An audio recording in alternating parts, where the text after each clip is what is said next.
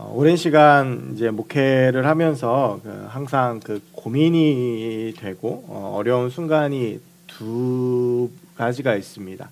하나는 매주 돌아오는 설교의 본문을 정하는 것입니다. 어떤 분들은 이렇게 얘기를 들으시면 그게 뭐가 어렵나라고 생각하실 수도 있고, 평생 그것만 공부하고 또 그것만 연구하는 게 목사인데 뭐 설교 본문 정하는 게 그렇게 어려울까라고 생각하는 우리 청년들이 있을지도 모르겠는데, 사실은 이게 정말 어렵습니다. 이게 보통 부목사 때는 이제 저도 이제 부목사잖아요. 부목사 때는 이렇게 설교를 많이 하지 않습니다. 보통 담임 목사님께서 주일날 오전 설교를 항상 하시고, 그리고 이제 수요예배 설교를 하시고 새벽기도도 많은 부분을 하시기 때문에, 또 저희 교회 같은 경우에는 부목사님들이 5분이나 계시고, 저희 정도의 규모에서는 부목사들이 한 달에 설교하는 횟수가 한 번에서 많으면 한 3번 정도 이렇게 됩니다. 이렇게 돌아가면서 하니까, 오후 예배나 새벽기도 같은 걸 돌아가면서 하니까. 그런데 이제 저는 사역을 시작하면서 지금 16년 됐는데요. 제가 교회학교 사역부터 시작해서 지금까지 16년이 됐는데, 지금까지 거의 단 한 주도 설교를 쉬어본 적이 잘 없습니다. 이제 유년부 사역할 때는 교육부서니까 매주 했고요. 그러다가 이제 교육부서 사역을 마치고 바로 이제 군에 가면서, 작은 교회지만 담임 목회를 7년 동안 하면서, 그때는 많을 때는 일주일에 설교를 10편을 한 적도 있습니다. 주일 오전, 주일 오후, 수요예배, 새벽기도 6일, 금요심야. 뭐 이렇게 하다 보면 뭐 10편이 이렇게 후딱 넘어가더라고요. 근데 이제 그렇다고 뭐 부교역자가 없으니까 혼자 다 했죠. 그러고 나서 이제 전역을 하고 나서는 지금까지 한 6년, 7년째 청년 사역을 하고 있다 보니까, 청년부라면 매주 설교를 해야 되잖아요. 지금은 정사님께서 매월 첫째 주 해주시지만, 또 이제 매월 첫째 주가 없을 때에는 제가 오후 예배 설교를 합니다. 그리고 뭐 새벽기도 설교도 하고, 그러다 보니까 설교를 이렇게 매주 하게 돼요. 그리고 많게는 막 일주일에도 몇 개씩 하게 되는데, 그러다 보면 이제 이게 한계가 찾아옵니다. 성경이라는 책이 굉장히 두껍잖아요. 성경이라는 책이 굉장히 두껍고, 많은 66권의 많은 책들이 있지만, 그런데 그렇다고 해서 성경에 있는 모든 책이 다 설교할 수 있는 책은 아닙니다. 여러분 혹시 뭐 오바다, 나훔 이런 걸로 설교하는 거 들어보신 적 있으십니까? 잘 없으시죠? 그러니까 이게 설교를 하는 본문들도 설교를 하기에 설교자가 자기 어떤 뭐 신학적인 색깔이나 또 경험이나, 그리고 뭐 자기 역량이나 이거에 따라서 다 다른데, 참 설교하기가 애매하고 어려운 본문들이 꽤 많이 있어요. 그러다 보니까 이제 설교를 할 수 있는 본문들 안에서 또 내 어떤 개인적인 경험이나 그런 걸 가지고 찾다 보면 설교하기가 참 어렵습니다. 그래서 이제 목회를 좀 오래 하다 보면 가끔 이게 설교 표절하거나 이런 분들이 있거든요. 그럴 수밖에 없다라는 생각이 사실 들기는 해요. 제가 이렇게 뭐 비할 바는 아니지만 TV에서 아티스트들이 나와서 창작의 고통 이야기를 할 때 저도 약간 그런 걸 느낄 때가 많거든요. 저는 제 개인적인 루틴이 목요일 오전까지 설교 준비를 무조건 마쳐야 됩니다. 그래야 제가 마음이 좀 편해요. 그러니까 이제 목요일 오전까지 설교 준비를 마쳐야 되는데, 그러려면 최소한 월요일까지는 이제 설교 본문을 정해야 되거든요. 근데 이게 설교 본문이 안 떠오르면 진짜로 세상 말로 미치고 팔딱 뛰는 거예요. 저는 이제 청년예배 끝나면 이제 또 예배가 끝나면서부터 다음 주 무슨 설교를 할까 그걸 이제 고민하기 시작하거든요. 근데도 이제 막 떠오르지 않으면 막 너무 힘들어요. 예전에 이제 담임 목회 할 때는 주보를 토요일 날 찍어야 되는데, 막 주보 찍을 때까지도 이 본문 안 떠올라가지고 진짜 힘들었던 적이 있어요. 그래서 너무 감사한 건, 제가 원래 이제 오늘 본문이 이따 말씀드리겠지만 올 한 해 이제 새청표를 가지고 설교 준비를 했어요. 근데 이제 이거 오늘 한 주 이렇게 하려고 그랬는데 오늘 설교 준비를 하다 보니까 좀 길어졌어요. 그래서 이걸 나눠서 하면 좋겠다 그래서 이 본문으로 3주 동안 할 겁니다. 그러니까 제가 한 3주는 좀 편할 것 같아요. 그러니까 저도 많이 변한 게요, 예전 같으면 길어도 이걸 이번 주에 다 했을 거예요. 하지만 조금 짧게 줄여서 이번 주부터 3주에 걸쳐서 할 텐데, 그래서 설교 본문 정하는 게 참 어려워요. 이게 쉽지 않습니다. 그리고 또 한 가지 또 목회하면서 어려운 게 있는데, 그게 연말에 찾아오는 건데, 표를 정하는 거예요. 이게 표라는 건요, 한 번 정하면 고칠 수가 없잖아요. 그러니까 예를 들면 2022년 표가 이것입니다 라고 이야기를 했는데, 좀 지내보다가 공동체를 이렇게 해보니까 이게 좀 바뀌었어요. 그래서 표를 바꾸는 것은 사실 쉽지 않습니다. 그러다 보니까 1년 동안을 가지고 가야 되는 표를 정해야 되다 보니까 참 어려워요. 제가 옛날에는 카피라이터라고 하는 이 직업을 날로 먹는 직업이라고 생각했거든요. 아니 뭐 광고 문구 하나 만들어 놓고 그걸로 막 뭐 연봉 몇억 받고 이런 게 참 말이 안 된다라고 생각했는데, 제가 사역을 오래 하면서 이게 얼마나 대단한 능력인지를 알 것 같아요. 이게 설교의 내용을 한 문장으로 요약하는 제목 정하는 거 보면, 우리 전사님께서 이 제목을 되게 잘 잡거든요. 근데 제 제목은 벌써 아시겠지만 되게 투박해요. 별로 이렇게 제목을 고민한다고 고민하는데 뭐 이게 저도 나이가 드나 봐요. 이게 그만큼 센스가 안 돼요. 근데 이제 그만큼 그 고개 끄덕이는 사람들 뭐죠? 내가 얘기해놓고 기분 나쁘네. 뭐 그렇고 표 같은 것도 그래. 어떤 교회는 보면 진짜 표 기가 막히게 정하는 교회들이 있거든요. 되게 부러워요. 그런데 여러분 그거 아세요? 제가 지금 설교 본문하고 표 정하는 거 좀 어렵다라는 공통점 말씀드렸잖아요. 근데 이 두 가지의 공통점이 하나 더 있어요. 그게 뭐냐 하면 이렇게 고민해서 목회자가 결정하고 정해도 성도들이 잘 기억하지 못한다는 거예요. 여러분 혹시 지난주 설교 본문 뭔지 기억하세요? 기억하시는 분도 계시죠? 근데 제가 장담하는데 지난주 설교 본문 아무도 기억 못할 거예요. 잘 몰라요. 여러분 작년 세청의 겨울 수련회 표, 여름 수련회 표, 1년표 뭔지 혹시 기억하시나요? 이게 참 기억이 잘 어렵다라고 하는 공통점이 있어요. 근데 사실 생각해 보면 뭐 제목이든 표어든 굉장히 중요한 거잖아요. 그래서 제가 한 11월부터 고민하면서 2022년 새청은 이런 공동체가 됐으면 좋겠다라는 생각을 가지고 표어를 좀 투박하지만 만들었고, 그래서 오늘부터 3주 동안 이 제목을 가지고 이 본문 주제 말씀이거든요. 오늘 우리가 읽은 본문이 이 말씀을 가지고 좀 말씀을 나누면서 우리가 좀 같이 함께 달려가는 동력을 만들었으면 좋겠다라는 생각이 문득 들었어요. 그래서 그 한 다음 주나 다다음 주에는 이 표어를 가지고 이 옆에다 편수막도 만들어서 붙일 겁니다. 그래서 우리가 보면서 좀 생각하고 기도할 수 있게 붙일 거고, 그리고 우리가 주기적으로 좀 이 표어를 가지고 좀 나누었으면 좋겠는데, 새청의 표어는 2022년 표어는 하나님의 나라를 경험하는 행복한 공동체 새청입니다. 하나님의 나라를 경험하는 행복한 공동체 새청. 저는 이 행복한 공동체라고 한 이 부분에 굉장히 좀 이 마음이 많이 움직였어요. 그래서 정말 우리 새청이 행복했으면 좋겠다라는 생각을 하면서 표어를 정했고, 그렇다면 이 표어, 이 행복한 공동체, 하나님의 나라를 경험하는 행복한 공동체라고 하는 이 말씀은 어떤 것으로 제시할 수 있을까라고 하는 고민이 사실 12월 한 달 내내 저의 고민이었습니다. 그러다가 저의 시선이 머물렀던 곳이 바로 사도행전 2장 43절부터 47절까지의 말씀입니다. 오늘 41절부터 읽었지만 이 말씀은요, 저도 굉장히 좋아하는 말씀이고, 누군가가 저에게 교회가 무엇이냐고 묻는다면 항상 제가 제시하는 본문이기도 합니다. 여러분, 그래서 저랑 같이 벌써 지금 5년 차에 접어들고 계시니까 수련회 때나 이렇게 집회 같은 거 할 때 제가 이 말씀 인용을 자주 했던 걸 아마 아실 거예요. 이 말씀을 인용하면서 교회의 모습에 대해 자주 제시를 했었는데, 성경에 나오는 가장 이상적인 교회 모델은 두 개가 있습니다. 제가 생각하기에 오늘 우리가 본문에서 이야기하는 사도행전 2장 43절부터 47절까지의 초대교회의 모델이 있고요, 사도행전 11장과 13장에 나오는 안디옥 교회의 모델이 있습니다. 이 두 교회는 서로 많이 다릅니다. 하지만 이상적인 교회 모델이라고 하는 것은 동일한데요, 그 중에서 우리가 이 초대교회에 대한 모델에 대한 이야기들을 좀 함께 나누어 보려고 합니다. 오늘 우리가 같이 읽은 이 본문은요, 최초의 교회의 모습입니다. 그러니까 여러분 이해를 하셔야 돼요. 구약 성경에는 교회라는 단어와 개념 자체가 존재하지 않습니다. 구약은 교회의 신앙이 아니에요. 교회는 성전 신앙입니다. 이 성전 신앙의 특징은 뭐냐 하면 자격과 구역의 명확한 구분입니다. 이 자격과 구역의 명확한 구분이라고 하는 것은 쉽게 말하면 이거예요. 자격에 따라서 성전에 들어갈 수 있는 구역이 정해져 있습니다. 성전을 보시면 쉽게 보시면 이렇게 네모나게 생각하시면 돼요. 네모나게 생각하면 이쪽에 가장 그 입구 쪽에 보면 성전의 뜰이 있습니다. 이 성전의 뜰은 누구나 아무나 갈 수 있는 곳이에요.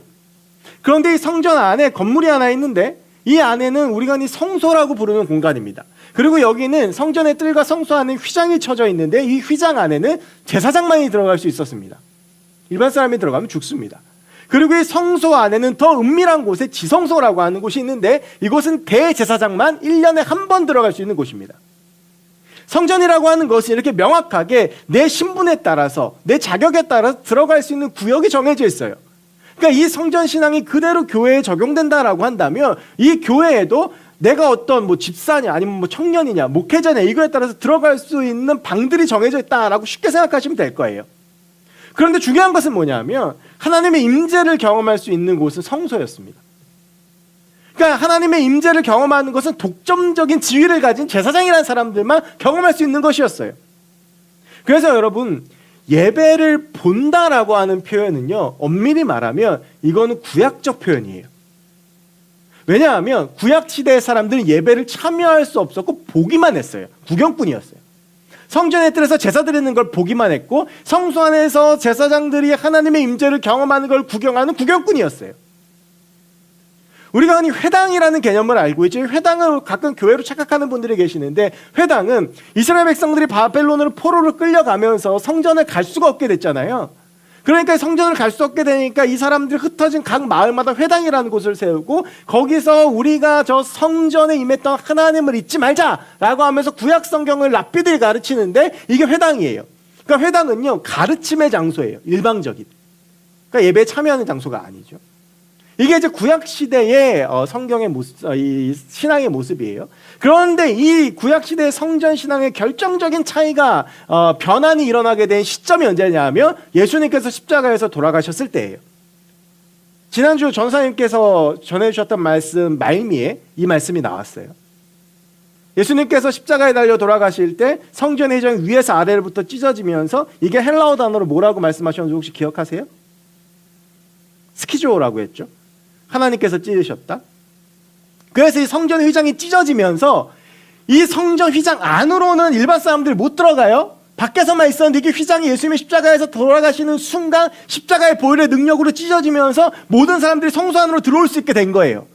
그럼 이제부터 사람들에게 어떤 역사가 일어나냐 하면 하나님의 임재를 모든 사람이 경험할 수 있게 된 거예요. 예전에는 제사장들만 독점적으로 누렸던 하나님의 임재에 대한 경험이 모든 사람들에게 다 열리게 된 거죠. 그래서 우리가 이렇게 예배의 자리에 나올 수 있게 된 거예요. 이게 이제 그렇게 되면서 교회라고 하는 개념이 등장합니다. 이전에는 어떤 독점적인 사람들, 어떤 특별한 사람들만이 독점해왔던 성전의 신앙이었다라고 한다면 회당의 신앙, 회당에서 그저 구약 성경을 통달하는 랍비가 히브리어로 전하는 구약 성경만 들어야 했던 그런 신앙이었다고 한다면 이제는 참여적인 신앙으로 바뀐 거예요. 함께 모여서 떡을 떼고 교제하고 기도하고 나누고, 그래서 교회의 본질이 예배, 하나님의 임재를 경험하는 바로 그것이다라고 하는 것이죠. 오늘 본문은 교회의 탄생을 다루고 있고, 그래서 이 교회의 본질과 관련한 본문입니다. 그렇다면 과연 지금 이 교회와 성전의 다른 점을 제가 말씀드렸죠. 성전은 구경하는 신앙이었다면 예배는 참여하는 신앙이었다. 이 이야기에 대해서 조금 이따 더 깊게 나눌 텐데, 그러면 이 교회라는 곳은 어떻게 시작되었는지를 보는 게 좀 중요해요. 이게 또 예배하고 맞닿아지는데요. 이 사도행전 2장이 그래서 굉장히 중요한 장이에요. 사도행전 2장은 1절부터 마지막 장인 47절까지 교회의 탄생에 대해서 다루고 있거든요. 자, 여러분 사도행전 2장 1절부터에 나오는 말씀에 혹시 어떤 말씀이 나오는지 기억하시나요? 사도행전 전반부에는 마가의 다락방 사건이 나와요. 사도행전 1장에서 예수님께서 하늘로 올라가시면서 너희들 예루살렘 떠나지 마, 내가 너에게 약속한 성령이 곧 너에게 임할 거다라고 해서 이 제자들이 떠나지 않고 마가의 다락방에서 120명이 모여서 기도하면서 이제 13번째 사도인 마띠아도 세우고 하면서 기도하는 장면이 나와요. 그런데 그 기도하는 중에 어떠한 역사가 일어나냐 하면 하늘이 열리고 하나님의 영이 성령이 임하는 거예요. 자, 여러분 성령은 구약에도 있었다 없었다? 성령은 구약에도 있었다 없었다? 있었죠. 왜냐하면 하나님은 어떤 하나님이시기 때문에, 삼위일체 하나님이시기 때문에 하나님의 존재 자체가 성부, 성자, 성령의 합의가 된 하나님이세요. 그러니까 이 성령이라고 하는 분은 구약 성경에도 변함없이 존재하셨던 분이세요. 자, 그런데 구약 성경에서 우리는 성령을 자주 봤다 못 봤다? 못 봤어요. 왜 그랬을까요? 하나님의 영이, 성령이 죄의 문제가 해결이 안 된 인간과 인간 공동체에 임하실 수가 없는 거예요. 그래서 특별하게 선택한 장소, 어디? 성소에만 임하시는 거죠. 그러니까 쉽게 말하면 구약시대 사람들은 성령이 있었지만 그 성령을 쉽게 경험할 수가 없는 거예요. 물론 구약 성경의 에스겔 37장이라든지 하나님의 영이 임하시는 장면이 나오지만 이것이 일반적으로 모든 사람들이 공유할 수 있는 성격의 것이 아니었어요. 그런데 예수 그리스도가 십자가에 달려 죽으시면서 우리의 인생 가운데 변하게 된 가장 큰 역사는 뭐냐 하면 우리의 죄의 문제가 해결이 됐다라는 거예요. 그러니까 하나님의 영이, 성령이 우리 각자 개인에게도 오실 수 있다. 바로 그 증거가 사도행전 2장에 나오는 마가의 다락방 사건. 성소가 아닌 곳에 하나님의 임재가 일어나는 거예요. 성소가 아닌 곳에 하나님의 역사가 일어나는 거예요. 성소가 아닌 곳에 하늘이 열리고 하나님이 임하시고 하늘의 언어인 방언을 말할 수 있게 되는 그런 역사가 사도행전 2장에서 일어나게 된 거죠. 이게 많은 사람들에게 굉장히 충격적인 사건이었습니다. 여러분, 이때가 우리가 오순절 성령 강림 사건이라고 하는데, 오순절이었어요. 유대인들의 3대 절기 중에 하나예요. 그러니까 사람들이 다 예루살렘으로 모여들었다가 그 모여든 곳에서 이 충격적인 광경을 보고 사람들이 그곳에 모여들기 시작을 했어요. 9절에 보면 거기 모인 사람들이 어디에서 왔는지 9절부터 쭉 이야기를 하는데, 우리는 바데인가 메데인가 엘람인가 또 메소포타미아, 유대아, 갑바도기아, 본도, 아시아, 부르기아, 밤빌리아, 애국가 및 구레네에 가까운 리비아 여러 지방에 사는 사람들과 로마로부터 온 나그네 곧 유대인과 유대교에 들어온 사람들과 그레데인과 아라비아인들이라 우리가 다 우리의 각 언어로 하나님의 큰일의 말함을 듣는도다 하고, 120명이 모여서 그 가운데 성령이 일어나고 각자 다른 언어로 이야기하고 이거 소문이 나고 막 그 가운데 막 뜨거운 역사가 일어나니까 사람들이 모여들기 시작을 한 거예요. 그리고 그렇게 모여든 사람이 몇 명이었냐면 3,000명이었어요. 그렇게 해서 그날 밤이 지나가요. 그러면서 아침 9시가 돼서 베드로와 11사도가 그 3,000명 앞에 섭니다. 그리고 베드로가 설교를 하기 시작을 해요. 그 설교의 내용이 이 사도행전 2장 14절부터 쭉 나와요. 오늘 본문 전까지. 근데 놀라운 건 이 설교를 들은, 이 내용도 중요하지만 그 내용을 지금 우리가 다 볼 수는 없잖아요. 결과만 보면 중요한 건 이 결과가 오늘 본문의 첫 시장이 41절부터 42절인데, 그 말을 받은 사람들은 세례를 받음에 회심하고 세례를 받음에 이날에 신도의 수가 3,000이나 더하더라. 그들이 사도의 가르침을 받아 서로 교제하고 떡을 떼며 오로지 기도하기를 힘쓰니라. 베드로가 설교할 때 모였던 3,000명이 회심하고 세례받고 변화된 거예요. 그리고 그렇게 교회가 시작이 됩니다. 그들 가운데 예루살렘에 거하던 사람들이 예루살렘 교회가 되고, 아까 우리가 9절부터의 말씀을 봤지만 수많은 지역에서 모였잖아요. 이 사람들이 흩어지면서 그곳에 교회들이 생겨나기 시작을 해요. 아, 기도하니까 성령이 임하더라. 우리가 함께 모여서 기도하고 함께 모여서 예배하면 하나님의 임재가 이제 일어난다. 여러분, 요한복음 4장에서 그 수가성 여인과 이 예수님이 만났을 때 그 여인이 했던 말 혹시 기억하세요? 당신들 유대인들은 저 예루살렘에 가야만 우리가 예배드릴 수 있다라고 말하는데 우리는 그곳에 가지 못한다. 그래서 이 헐몬산에서 예배드린다 라고 했던 말이 있어요. 그런데 이제 그럴 필요가 없는 거예요. 왜냐하면 하나님의 사람들이 가는 그곳이 교회가 되고, 그래서 그 사람들이 함께 모이는 그 공동체가 되면 그곳에 하나님의 역사가 일어나는 거예요. 그러면서 이제 일방적으로 하나님께 드린 제사를 구경하고, 그리고 그 성전의 마당만 밟을 수 있었던 사람들이 하나님의 예배에 참여하고 하나님께 나도 찬양을 드리고 그리고 하나님께 경배하고 하나님의 임재를 경험할 수 있는 그런 예배자들로 바뀌기 시작을 한 거죠. 여러분, 그래서 교회의 본질이 예배인 거예요. 교회가 탄생하게 된 건 바로 이 성령의 강림이 일어나고 많은 사람들이 성령을 경험하고, 그러면서 그 사람들이 하나님 앞에 기도할 수 있게 되고, 그리고 그 사람들이 함께 모여서 교제하면서 그 속에서 하나님의 능력을 경험할 수 있게 되면서 교회라고 하는 하나님의 나라를 미리 경험하는 공동체로서 교회가 모이게 된 거죠. 여러분, 그래서 우리가 흔히 교회를 어떻게 표현하냐 하면 하나님의 나라를 선취하는 공동체라고 말해요. 이 선취라고 하는 말을 잘 쓰지 않는 말인데, 이 선취는 어떤 표현이냐면 미리 취한다라고 하는 거예요. 그러니까 교회는 어떤 공동체냐면 우리가 나중에 죽어서 하나님의 나라를 이 땅에서 누리는 곳이 교회라고 하는 것이, 그리고 그걸 가능케 하는 것이 예배예요. 예배를 통해서 하나님께 찬양 드리고 하나님께 나의 심령과 나의 삶을 드리면서 그 가운데 영광 가운데 임하시고 이 장소를 가득 채우시 하나님을 경험하는 것, 바로 그것이 예배라고 하는 거예요. 여러분, 코로나가 벌써 2년이 지나서 오늘 3년째가 되어갑니다. 코로나가 우리의 일상을 많은 것을 뺏어갔습니다. 지금 뭐 이제 방역 패스 때문에 논란이 많은데 내일부터는 백신 안 맞으면 마트도 못 가잖아요. 그러니까 우리의 많은 일상들이 지금 막 변화되어지고 있어요. 우리의 삶의 패턴이나 삶의 습관들이나 이런 것도 코로나에 맞춰서, 여러분 이제 마스크 안 쓴 사람 보면 어떠세요? 굉장히 불편하잖아요. 그리고 마스크를 안 쓰고 어디 나가면 꼭 무슨 옷 벗고 나간 것처럼 창피하고, 어느새 2년 되니까 마스크를 안 쓰고 다녔던 적이 있었나라고 하는 궁금증이 들 정도예요, 이제는. 여러분, 그런데 코로나 2년을 거치면서 가장 많이 우리의 삶 가운데, 특히 우리 신앙인들의 삶 가운데 영향을 주고 패러다임을 바꾼 것이 뭡니까? 예배예요. 비대면 예배, 온라인 예배라고 하는 이전에 없었던 것이 생겨났고, 각자 교회들이 신앙생활하고 예배를 하는 모습들이 굉장히 많이 변화되어지고 있어요. 어떤 단체에서 청년들을 대상으로 이런 설문조사를 했대요. 코로나가 끝나면 당신 현장 예배에 복귀할 것입니까? 근데 그 질문에 대답한 상당수의 많은 청년들이 나는 코로나가 끝나도 온라인 예배를 드릴 거다 라고 대답을 했다고. 우리 이게 예배에 대한 생각과 예배에 대한 개념들이 바뀌면서 우리가 흔히 이야기하는 예배 위기가 찾아오고 있습니다. 그런데 우리가 절대 잊어서는 안 되는 것이 하나 있습니다. 교회의 본질은 바로 예배라고 하는 거예요. 물론 그 모습과 그 보여지는 그 형태들이 시대에 따라서 달라질 수는 있겠지만 우리 교회가 예배드리는 공동체이고 예배로 탄생한 공동체이고 예배를 통해 하나님의 나라를 경험하고 예배 가운데에서 우리 가운데 임하시는 하나님을 바라보고 함께 공유하고 그것을 나누고 교제하는 공동체라고 한 이 사실만큼 변하지 않는 거예요. 아무리 코로나가 더 심해져도 우리가 절대 포기할 수 없는 가치는 예배입니다. 우리가 비대면 예배, 온라인 예배 상황에 따라 드릴 수 있다고 생각합니다.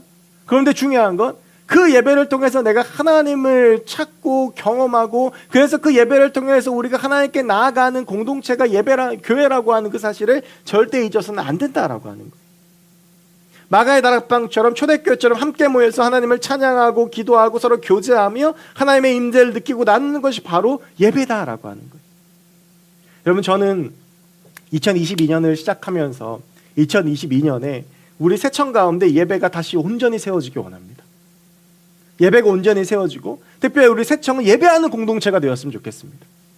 예배하는 공동체가 되고 초대교회처럼 하나님의 말씀에 반응하고 우리가 모여서 예배할 때 성령의 역사가 일어나고 이 자리가 마가의 다락방이 되고 우리가 정말 자유롭게 하나님을 예배할 수 있고 하나님을 자유롭게 찬양하고 하나님을 찾고 말씀 가운데 깨어지고 그래서 하나님을 경험하고 만나고 그것들을 하나님을 만난 경험들을 나누는 그 나눔이 가득한 공동체가 바로 우리 세청이 되었으면 좋겠습니다. 여러분, 그러기 위해서 우리가 결단하고 또한 기도해야 될 세 가지가 있습니다. 기도해야 될 대상, 그리고 기도해야 될 과제라고 하는 것이 세 가지가 있는데 그 중에 첫 번째가 먼저 여러분 설교자들을 위해서 기도해 주셔야 되고 그리고 설교자들은 저와 전도사님은 또 목숨 걸고 설교 준비를 해야 됩니다. 저는 예배에서 설교만 중요하다 절대 동의하지 않습니다. 예배의 모든 행위들은 다 중요합니다. 찬양하는 거, 설교하는 거, 헌금하는 거, 마지막에 축도하는 거 다 그 의미가 있고 그 가운데 시간이 짧든 길든 그 가운데 하나님께 드려져야 되는 모든 것들이 다 녹아져 있는 것이 예배예요. 그런데 설교가 중요하다라고 하는 것도 부인할 수 없습니다. 왜냐하면 일단은 시간적으로 설교가 차지하고 있는 지분이 많고 또 설교를 통해서 말씀을 듣기 때문에 그리고 설교를 통해서 무언가 듣고 내가 결단하고 반응해야 되기 때문에 여러분, 그래서 헌금을 왜 설교 뒤에 하냐 하면 이 헌금이라고 하는 것이 결단하는 거잖아요. 그래서 이 헌금을 설교 뒤에 하는 이유가 제가 그 헌금함도 잘 안 쓰잖아요. 그 왜 비치해놓은 헌금함 이렇게 하고 오는 교회들도 있는데 이건 신학적인 이유가 있는 거예요. 설교를 듣고 결단하고 헌신을 다짐하면서 헌금을 드리는 거예요. 원래 나를 드려야 되는데 내가 그것들 하지 못하니까 그 마음으로 내가 어떤 나에 있는 물질을 드리면서 내가 이 말씀에 반응하고 결단한다라고 하는 것이 헌금의 시간이거든요. 다 이런 의미들이 있는데 그래서 이 설교가 굉장히 예배에 있어서도 중요한 그 지점을 차지하고 있죠. 여러분, 제가 방금 전에도 말씀드렸지만 오늘 본문이 이제 41절부터인데 원래 저희 주제 말씀 43절부터거든요. 근데 오늘 이제 다음 주부터 43절부터 할 거예요. 근데 오늘 굳이 41절부터 말씀을 본 건 교회라고 하는 공동체의 탄생이 바로 베드로의 설교에서 시작되었다라고 합니다. 하나님께 부름받고 성령 충만했던 설교자가 전한 말씀에 그 말씀에 역사한 성령과 그것에 반응한 사람들로 인해서 교회는 시작한 거예요. 저는 이 본문을 묵상하면서 베드로가 매우 두렵고 또 한편으로 매우 부럽고 매우 무섭기도 했어요. 이게 설교라고 하는 거 정말 이렇게 무게감 있고 힘든 거구나. 정말 열심히 해야 되겠다. 가끔은요, 여러분, 그럴 때 있어요. 설교 준비하다 보면 다른 일들이 바쁘면 너무 좀 바쁘기도 하고 또 이렇게 제가 학업을 같이 하고 있잖아요. 막 하다 보면 막 설교 시간에 막 밀리기도 하고 막 그런 생각들도 들고 설교하다가 가장 큰 유혹은 제가 벌써 그래도 짬이 좀 되잖아요. 벌써 지금 청년사역 7년째 했고요. 제가 아까 말씀드렸지만 설교를 한 게 거의 매주 안 쉬고 했잖아요. 제 컴퓨터 외장하드를 딱 키면 이 14년째 설교 원고가 쫙 들어있어요. 그리고 한켠에는 제가 한때는 손으로 썼었거든요. 3년. 그러면 그 손으로 쓴 거 정리한 게 책이 딱 있어요. 너무 설교하기가 힘들어 어떤 유혹이 오냐면 서칭하고 싶은 유혹이 와요. 말씀을 새로 준비하는 게 아니라 말씀을 찾고, 그리고 정말 좀 그러면 그거 한 수정하면 30분이면 하거든요. 근데 이제 저는 거의 그러질 않아요. 그런 유혹들을 이겨내려고 하는데, 정말 말씀 좀 열심히 해야 되겠다는 생각을 정말 많이 했어요. 뭐 적당한 비율일지 모르겠습니다. 제가 요즘 되게 많이 했던 생각인데, 제가 요즘 즐겨보는 프로그램 중에 싱어게인이라는 프로그램이 있어요. 혹시 보시는 분 계세요? 보면 무명 가수들이 나와가지고 노래를 하면 심사위원 8명이서 어게인 버튼을 눌러요. 그래서 1개부터 3개면 불합격, 4개부터 5개는 합격 보류, 6개부터 8개는 합격이에요. 근데 그걸 이제 쭉 이렇게 보는데 문득 제가 그런 생각이 든 거예요. 만약 저게 설교라면 나는 과연 몇 어게인을 받을 수 있을까? 불합격일까? 합격 보류일까? 합격일까? 그래도 불합격이라고 그러면 너무 내가 슬플 것 같고, 합격은 아닌 것 같고, 그냥 한 4개 정도를 합격 보류? 뭐 이렇게 좀 생각을 했었거든요. 설교는 하나님의 말씀을 전해야 되는 중요한 작업이고요. 영혼의 생가사과 직결되는 문제이고, 제가 성경을 잘못 해석해서 잘못 전하면 영혼이 망합니다. 제가 여러분에게 성경의 사실과 다른 내용을 요만큼만 비틀어서, 여러분 이단이 뭔지 아시죠? 이단은 달을 이자의 끝 단자예요. 이단은요 완전히 다르지 않아요. 완전히 다른 거 우리가 뭐라고 그러냐면 사입이라고 그래요. 이단은 끝에를 트는 거예요. 그래서 처음에 이단이 왜 빠지냐 하면 들으면 헷갈려요. 제가 성경 해석 잘못하고 성경의 끝을 좀 틀어서 여러분한테 잘못 전하면 그 영혼이 망하는 거예요. 그래서 여러분 설교자가 중요한 거거든요. 그래서 정말 성령 충만해야 되겠다라는 생각을 했어요. 베드로가 설교를 잘하던 사람은 아니거든요. 원래가 되게 무식한 사람이에요. 그런데 이 사람에게 성령이 임하고 성령의 역사가 그를 바꿔놓았고, 그래서 그걸 통해서 교회가 탄생하게 되잖아요. 그래서 여러분 저와 전사님을 위해서 기도해 주셔야 돼요. 물론 저와 전사님도 열심히 말씀 준비하고, 전사님도 정말 말씀 준비 열심히 하시거든요. 올라오시기 전까지 수정하세요. 저는 저하고 좀 달라요. 그래서 저는 좀 올라오기 전까지 보시고 수정하세요. 진짜 말씀 준비 열심히 하세요. 그러니까 저도 나름대로 최선을 다하고 있고, 저희가 정말 열심히 말씀 준비할 테니까 여러분들 저희를 위해서 기도해 주셔야 돼요. 제가 뭐 이런 얘기 잘 안 했었잖아요. 한 4년 동안. 근데 정말 기도 많이 해주셔야 돼요. 제가 어렸을 때 저희 목회 선배들이 무슨 말을 했냐 하면, 목회자는 성도의 기도를 먹고 산다라는 얘기를 했는데 저는 그게 이해를 못했어요.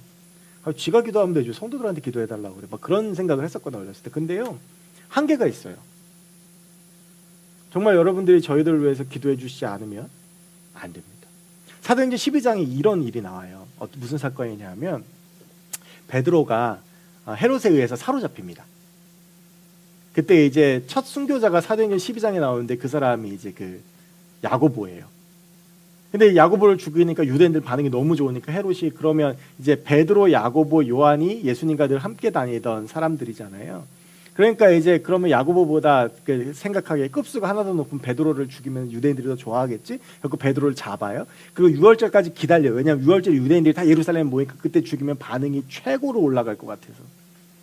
근데 그때 사도행전 12장에 보면 이런 일이 일어나죠. 사람들이 그렇게 사람들이 다 모였을 때 베드로를 죽이려고 하는데 천사가 나타나서 베드로를 구해줘요. 그래서 그 베드로가 풀려나서 어디를 가냐면 마가의 다락방을 가요. 그 당시에 마가의 다락방이 성도들의 모임의 장소거든요. 여러분 그때 베드로가 마가의 다락방에 갈 때 성도들이 뭐 하고 있었죠? 베드로를 위해서 기도하고 있었어요. 그 기도에 하나님께서 응답하시고 역사하셨다고 저는 생각하거든요. 여러분 저와 전사님을 위해서 기도해 주시고, 특별히 우리 목회자들이 온전히 서도록. 목회자들도 너무 정말 나약한 인간들이고 유혹과 또 일들이 많습니다. 특별히 사단은 지도자를 넘어뜨리려고 하잖아요. 여러분 일반 청년이 수유에서 술 먹는 거 보는 거하고 제가 수유에서 술 먹는 거 보는 거하고 뭐가 더 데미지가 크시겠어요? 시험 많이 드시겠죠. 그래서 저와 전사님 위해서 기도해 주시고, 또 저와 전사님도 올 한 해 행복한 새청을 만들기 위해서, 특별히 말씀이 넘쳐나는 새청을 만들기 위해서 최선을 다하겠습니다. 그리고 또 한 가지 우리가 기억하고 기도해야 될 것은 바로 쉐카이나 찬양팀입니다. 우리가 이제 예배에 있어서 정말 중요한 것 중에 하나가 바로 찬양하는 것인데요. 특별히 어려운 시기에도 예배를 위해서 애쓰고 수고해 주시는 쉐카이나를 보면서 정말 감사하고 감동적일 때가 정말 많고요. 이렇게 신앙 점검표를 이렇게 보면 정말 얼마나 하루하루 예배자가 되기 위해서 몸부림치고 애쓰는지 보면서 감동할 때가 많습니다. 여러분, 쉐카이나가 뭐 교회에서 가끔 그런 교회들이 있어요. 뭐 반주자한테도 페이를 주고 찬양 인도자도 페이를 주고 싱어들도 페이를 주면서 진짜 전문화된 찬양팀을 꾸려가는 찬양팀도 있는데, 우리 쉐카이나는 교회에서 뭐 1원 한 푼도 주지 못합니다. 정말 온전히 이들의 헌신과 온전히 이들의 하나님을 향한 그 마음으로 이 예배가 이루어지고 있는 거거든요. 그래서 우리 청년들은 우리 쉐카이나 찬양팀한테 정말 감사한 마음을 가져야 돼요. 우리가 헌신하지 못하고 우리가 내지 못하는 시간 이들이 내고, 지금은 코로나 때문에 잠시 토요일 연습이 멈춰져 있긴 하지만 사실 정말 대단한 거거든요. 매주 토요일마다 그 오후 시간에 들어서 예배하고, 주일은 또 일찍 와서 교회 학교 교사로도 섬기고 뭐 하면서 주일 오전에 내내 지금 10시 반 11시부터 모여가지고 찬양 연습하고, 지금부터 이어지고, 여기에 뭐 셀 리더들도 있고 웰컴팀 리더들도 있고, 그럼 사역이 저녁까지 계속 되는 거거든요. 집에서 쉬고 싶지 않겠습니까? 그런데 예배의 자리에 서기 위해서 애쓰고 노력하는 거거든요. 여러분, 우리가 그 수고에 응답하는 방법이 두 가지가 있어요. 하나는 이들을 위해서 기도해 주는 거예요. 그리고 또 하나는 찬양이 시작할 때까지 오셔서 자리를 지키는 겁니다. 여러분, 찬양은요 원래 구약 시대부터 굉장히 예배의 중요한 요소였어요. 그 다윗 시대를 보면 국가적으로 함께 드린 예배가 있어요. 그때는 이제 대제사장과 왕이 함께 나와서 예배드리고, 그때는 뭐가 서냐면 성가대가 서요. 그리고 다윗은 워낙 찬양을 좋아하던 사람이라 그렇게 찬양할 사람들을 3명을 따로 세웠거든요. 여러분, 시편은 우리가 흔히 찬양시라고 알고 있죠. 원래 여러분 옛날 시편은요, 그러니까 시편이 지금 이 150편까지 오기 전까지 이게 다 뭐냐면 다 곡조가 있는 노래였어요 원래. 근데 그 곡조는 전해지지 않고 글만 정해져. 그 당시 악보가 없으니까. 지금의 악보로는 해석할 수 없는 것들이니까. 근데 이제 그 150편 중에 75편이 반이 다윗이 쓴 거예요. 그리고 나머지 반이, 거의 대부분이 다윗 시대에 찬양 사역을 하던 사람들이 쓴 시들이에요. 이걸 놓고 보면 얼마나 예배에 있어서 찬양이 중요한지를 잘 보여주는 거예요. 여러분, 예배에 있어서 찬양은 정말 중요한 것입니다. 그런데 우리가 흔히 정말 우리가 이제 교회에서 신앙생활하면서 잘못 쓰는 용어가 몇 가지가 있는데, 그 중에서 진짜 없어져야 되는 용어가 준비 찬양이에요. 가끔 이 찬양을요, 뭐 행사 준비하고 레크레이션 준비하고 이런 도구 정도로 생각하는데요, 찬양은 그 한 곡 한 곡이 하나님께 올려지는 곡저 있는 기도이고 우리의 고백입니다. 여러분, 우리가 1시 반에 예배가 시작이에요. 그러면 한 5분 전에 오셔서 묵상기도 하시고, 그리고 나서 찬양하면서 나아가야 돼요. 그리고 우리가 함께 찬양으로 나아가기 위해서 인도자로 쉐카이나가 쓴 거고, 그러면서 우리가 함께 찬양하기 위해서 준비하는 것이거든요. 그런데 보면 찬양 다 끝날 때 오시는 분도 있고, 찬양 시간에 너무 쉽게 그냥 뭐 어디 가서 출입하고 누구 반가운 사람 만나면 나가서 인사하고 하는 걸 너무 당연하게 생각하는 사람들이 있어요. 여러분, 기억하셔야 돼요. 찬양도 예배예요. 이 쉐카이나라고 하는 이 찬양팀의 이 찬양팀명을 저는 와서 사실은 굉장히 놀랐어요. 이렇게 신학적이고 뭔가 굉장히 의미를 담은 찬양팀의 이름이 과연 그 청년부 중에 있을까라는 생각을 했었거든요. 그래서 너무 어려워서 가끔 물어보니까 쉐카이나 단원들 중에서 있든 뭔지 모르는 사람들이 있긴 있던데 여러분, 이 쉐카이나는요, 원래 히브리어로는요 쉐카이나란 말이 없어요. 히브리어는 쉐키나예요. 히브리어는. 근데 이게 이제 영어식으로 발음을 하면 쉐카이나가 돼요. 그럼 쉐키나라고 하는 이 말의 뜻은 원래 뭐냐 하면 거주하다라고 하는 뜻이에요. 그러니까 사람이 어느 집에 들어가서 살고 거주하다라고 하는 뜻. 그래서 이 쉐키나라는 원래 이 단어의 뜻이 거주하다라고 하는 뜻인데, 그래서 이 거주하다라고 하는 이거를 우리가 잘 쓰는 표현으로 바꾸면 그게 뭐가 되냐면 임재가 되는 거예요. 그래서 이 쉐카이나라고 하는 말은 하나님의 임재라고 하는 뜻이에요. 특별히 우리가 눈으로 보는 하나님의 임재. 쉐카이나라고 하는 말은 늘 같이 쓰이는 말이 있어요. 그게 영광이에요. 쉐키나라고 이 말을 주로 언제 썼냐 하면 성전에 가득한 하나님의 영광을 표현할 때 씁니다. 그러니까 쉐카이나라고 하는 이 말은요, 우리가 하나님의 임재를 보고 하나님의 경험을 하는 것, 그리고 그 감격스러움을 표현하는 거예요. 여러분, 저는 우리 쉐카이나 찬양팀이 찬양할 때 우리 세천 가운데 바로 이 쉐카이나 영광의 놀라운 역사가 임하기를 원합니다. 이 중예배실 가운데 하나님의 영광이 가득 차고, 제가 말씀드린 쉐카이나 영광은 눈으로 볼 수 있는 하나님의 영광이에요. 그러니까 우리가 그냥 짐작하는 거, 하나님의 영광 받으시는구나가 아니라 눈으로 하나님의 영광을 보고 온 오감으로 내 모든 것을 하나님의 영광을 경험하는 것, 바로 그게 쉐카이나 영광이거든요. 여러분, 저는 우리 세청의 예배 가운데 바로 이 쉐카이나 영광이 일어나는 그런 예배가 일어났으면 좋겠습니다. 그러기 위해서 여러분, 시간 내서 교회에 오셔서 찬양함으로써 우리 온 마음을 다해서 나아가야 돼요.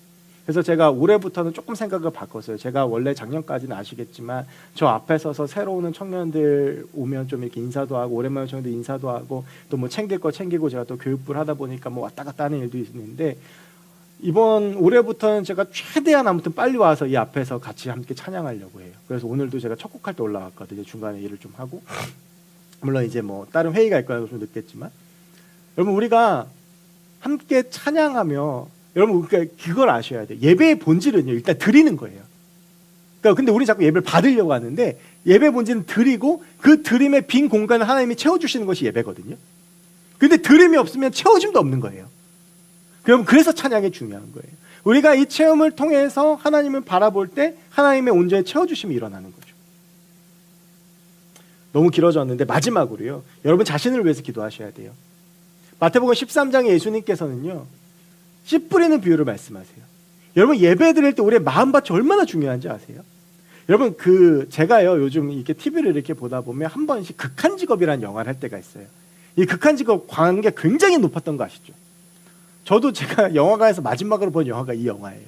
아이들 있으면 영화 잘 못 보거든요. 너무 재밌다고 해서 가서 봤는데, 근데 지금 보면 무슨 생각이 드냐면, 뭐 제가 자주 봐서 그런지 모르겠지만, 야, 이 영화가 그렇게까지 뜰 영화였나? 라는 생각이 들 때가 있어요.